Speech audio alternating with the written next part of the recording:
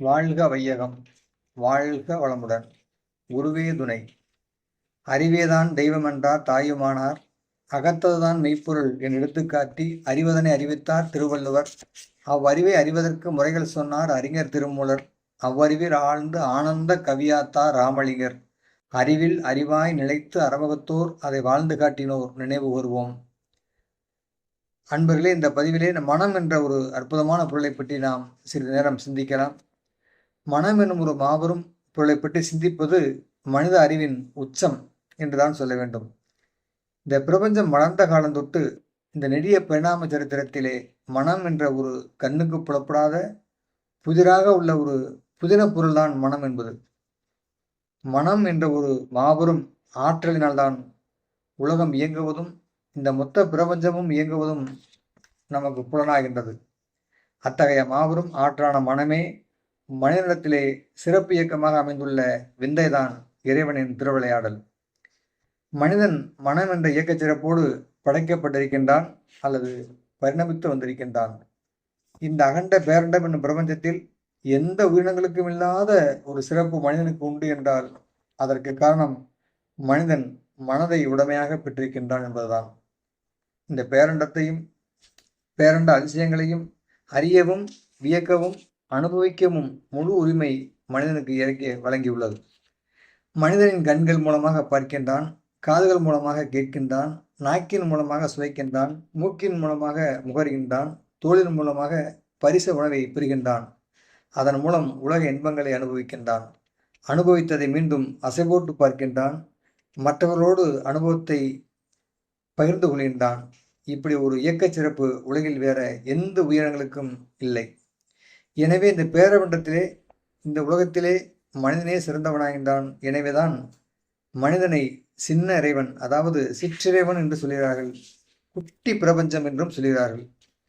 இவ்வாறான சிறப்புக்குரிய மனிதன் ஏன் தாழ்ந்து கிடக்கின்றான் என்றால் தன்னை பற்றி தான் அறிந்து கொள்ளாததான். வேறு எந்த உயிரினமும் தன்னை அறியும் தகுதியை பெறவில்லை. அதற்கான அவசியமும் அவைகளுக்கு இல்லை. ஏனென்றால் அவைகளுக்கு 5 அறிவுதான். 6வது அறிவான மனம் அவைகளுக்கு கிடையாது. 5 அறிவோடு கட்டுண்டு கிடைக்கிறது. 5 அறிவை தாண்டி அவைகளால் விரிவடைய முடியாது. எனவேதான் எல்லாவற்றையும் அறிய வேண்டிய அறிவு ஒன்று அவைகளிடத்தில் இல்லை. அந்த அறிவு இல்லாதாலேயே அவைகளை விலங்கு என்கின்றோம். விலங்கு என்றால் கட்டுப்படுத்தப்பட்டது என்று பொருள். மனிதன் கட்டுப்படுத்தப்பட முடியாதவன். ஏனென்றால் அவனுடைய அறிவு கட்டுப்பாடற்றது, பறந்து விரியும் தன்மையுடையது. எதுவரையில் என்றால் இறைவன் வரையில் விரியக்கூடிய தன்மையுடையது. மற்ற உயிரினங்கள் தின்று திரிந்து உறங்கி இனப்பெருக்கம் செய்துவிட்டு இறந்து போகின்றன. மனிதன் அப்படிப்பட்டவன் அல்ல. நான் யார்? ஏன் இங்கு வந்தேன்? எங்கிருந்து வந்தேன்? என் கடமை என்ன? மீண்டும் நான் எங்கே போகப் போகின்றேன்? என் சரித்திரம்தான் என்ன என்ற அனைத்தையும் தன் மனதை கொண்டு அறியும் வல்லமை உடையவன். மனிதன் தனது மனதை பற்றி சரியாக அறியாதனால்தான் தன்னிலை மறந்து விலங்கைப் போல வாழ்கின்றான். என்றாவது ஒரு நாள் தன் மனதை பயன்படுத்தி தன்னை பற்றி அறிந்து நிறைவு அடையும் வரையில் அவனுடைய பிறவி நீளும். மனித பிறவி நோக்கமே தன்னை அறிந்து அறிவில் நிறைந்து முழுமை பேறு என்னும் வீடு பேறு அடைவதுதான். இதை புரிந்து கொள்ள வேண்டும் என்றால் மனிதன் தன்னை அறிய வேண்டும். வீடு பேறு என்னும் அறிவின் முழுமையை எழுதுவதற்காக வந்த தன்னுடைய மனதை பற்றி அறிந்து கொள்ள வேண்டும்.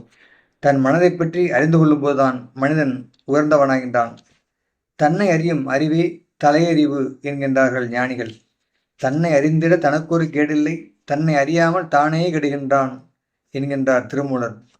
தன்னை அறிந்து இன்பமுறை வெண்ணிலாவே, ஒரு தந்திரமே சொல்ல வேண்டும் வெண்ணிலாவே என்று பாடுகின்றார் வள்ளலார். இதிலிருந்து தன்னை அறிந்தால் இன்பம், தன்னை அறியவில்லை என்றால் துன்பம் என்பது நமக்கு புலப்படுகின்றது. ஆக மனிதன் விலங்குகளைப் போல அல்லாமல் அறிவிலே உயர்ந்து முழு மனிதனாக உலக இன்பங்களை துய்த்து நிறைவோடு வாழ வேண்டுமென்றால் மனிதன் தன்னை பற்றி அறிந்து கொள்வது அவசியமாகின்றது. ஒரு முறை குன்றக்குடி பெரிய அடிகளார் ஒருவரிடத்திலே கேட்டார், விலங்குகளைப் போல மனிதனும் காலால் தான் நடக்கின்றான், ஆனால் விலங்குகளை மட்டும்தான் கால்நடைகள் என்று அழைக்கின்றோம். மனிதனும் காலால் நடக்கின்றான், அவனை நாம் கால்நடைகள் என்று அழைப்பதில்லையே ஏன் என்று கேட்டார். கேட்டுவிட்டு அவரே பதிலையும் சொன்னார். ஏனென்றால் விலங்குகள் காலால் மட்டுமே நடக்கக்கூடியது. ஆனால் மனிதன் மனதாலும் நடக்கின்றான். அதாவது மனதால் சிந்தித்து எண்ணி செயல்படுகின்றான் என்பதைத்தான் மனிதன் மனதாலும் நடக்கின்றான். எனவே மனிதனை நாம் கால்நடைகள் என்று சொல்ல முடியாது என்று பதிலளித்தார்கள். அருள் தந்தை வேதாத்ரி மகரிஷி அவர்களும் மனதை உயர்த்தினால் மட்டில்லா இன்பமாம், மனதை தாழ்த்தினால் மயக்கத்தால் துன்பமாம் என்கின்றார். திருவள்ளுவரும் வெள்ளத்தனைய மலர்நீட்டம் மாந்தர்தம் உள்ளத்தனையது உயர்வு என்கின்றார். எப்படி ஒரு குளத்திலே ஒரு தடாகத்திலே தாமரை மலர் அந்த தண்ணியினுடைய ஆழத்திற்கு அந்த தண்டு நீண்டு மலர் மேலே எழுந்து நிற்கின்றதோ, அதை போல மனிதன் எந்த அளவுக்கு தன்னுடைய மனம் என்ற உள்ளத்தை உயர்த்துகின்றானோ அந்த அளவுக்கு சிறைப்படைகின்றான் என்கின்றார்.